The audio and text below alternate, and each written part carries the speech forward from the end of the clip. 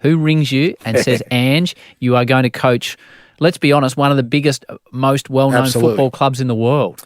Yeah, so there I am. I'm like I said, we've kind of resigned ourselves. I was getting to the end of my deal with Yokohama, and they were really keen for me to extend. They'd offered me a new sort of 3-year deal, and I sat down with George. I said, look, this is great.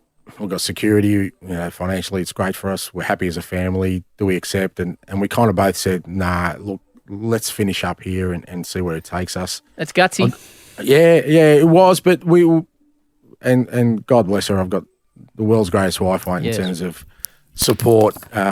She's believed in me. She's the optimist in terms of that sort of stuff. She just thinks that this was always going to happen for me, and was always positive, even when I was just saying, no, look, I was trying to explain to her this European thing, that this anchor around me I'll never be able to get rid of it. But she was always, no, it's going to happen.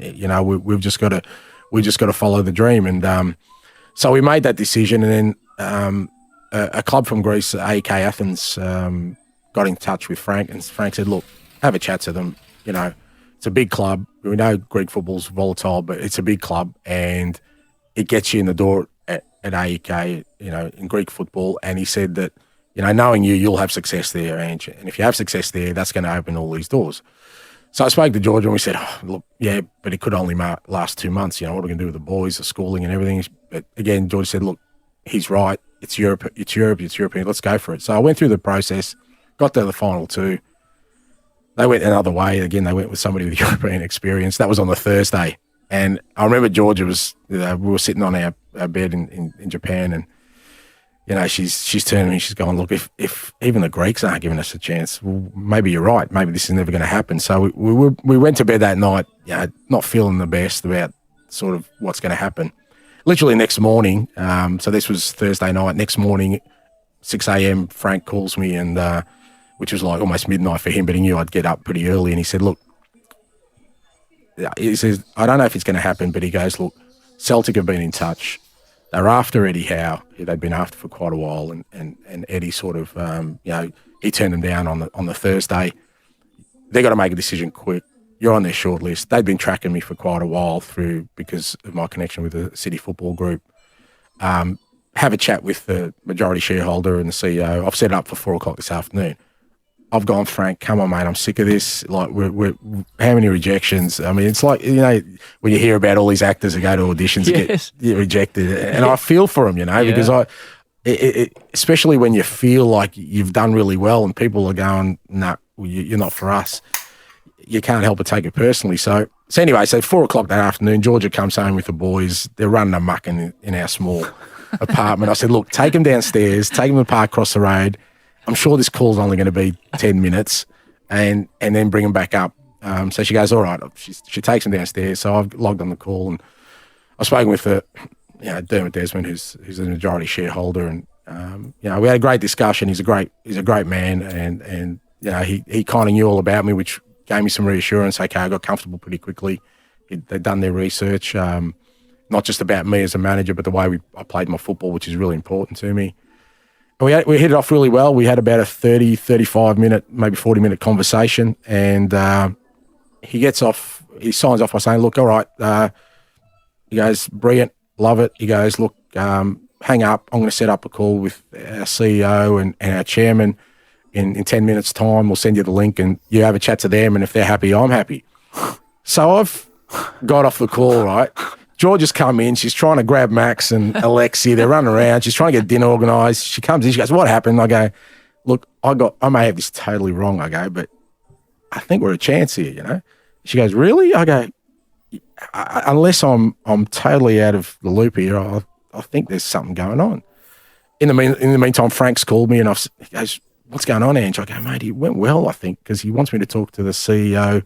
And as soon as I said CEO, he hung up on me because he was then making his calls to see what's going on, Within 10 minutes, I had the hook up with the CEO and the chairman, and again, I had a really good discussion with them, even less time, probably about 20 minutes. And, they kind of, again, signed off, well, we can see why, Dermot really likes you. We think you're the right man. We'll speak to Frank and we'll get this going. And again, I've just closed the computer and I've just gone, what the hell's going on, mate? I love this. Because this is Celtic, yeah? This is one of the biggest, most famous football clubs in the world, a club that I'd known as a kid that people have talked to me about. You know, I know what nights at Celtic Park are like. They sing You Never Walk Alone.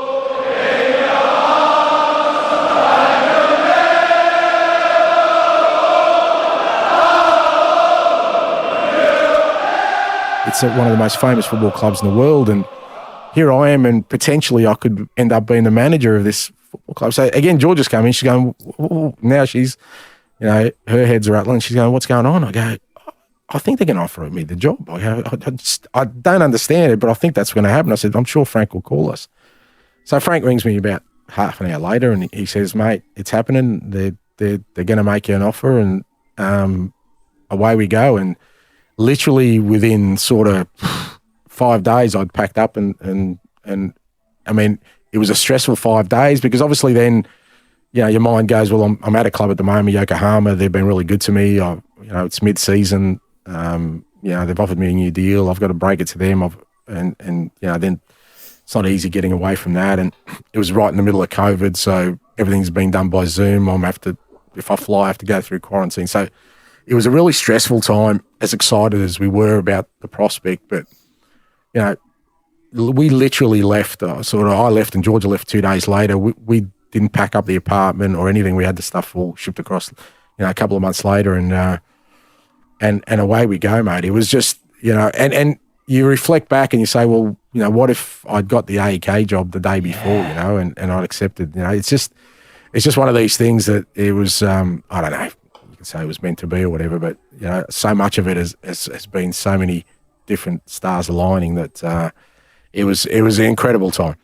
So you've described that no other European club will take a non-European manager. Celtic do. So immediately they open the door to all sorts of criticism. Yeah. No one else has taken this bloke from Australia. Why would we take him? And famously, and it was replayed here time and time again, your man Alan Brazil's comments where he was taking the piss out of your name, your country of origin, your lack of knowledge of football. Celtic have applied for exemption with UEFA for Yokohama Marinos boss Postecoglou to manage in Europe.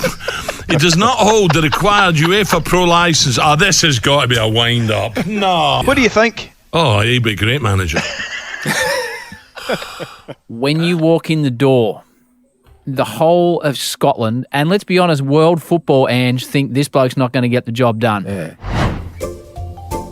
Just me for a moment. Sorry to interrupt. Just me. Won't be long. Fans talks with Ange Postecoglou and are tonight close to appointing him as manager. Postecoglou, 55, has been working in Japan with Yokohama F. Marinos. And now to the responses. I will not be rolling with a Scottish accent, but you'll get the drift. Here we go. Andrew, has anyone actually heard of this guy? Danny, if this is the wits running our club, probably no more of Danny required.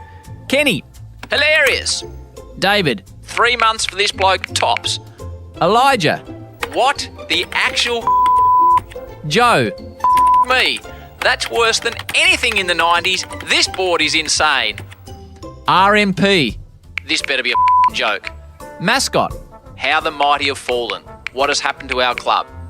Tiger, no European experience, no UK experience, no Scottish experience, no way. And my particular favourite from Kevin, Big Kev's gone with simply 4 words, Christ on a motorbike. So, be fair to say, not a great deal of positivity there, but now you've got some idea of what Ange was facing.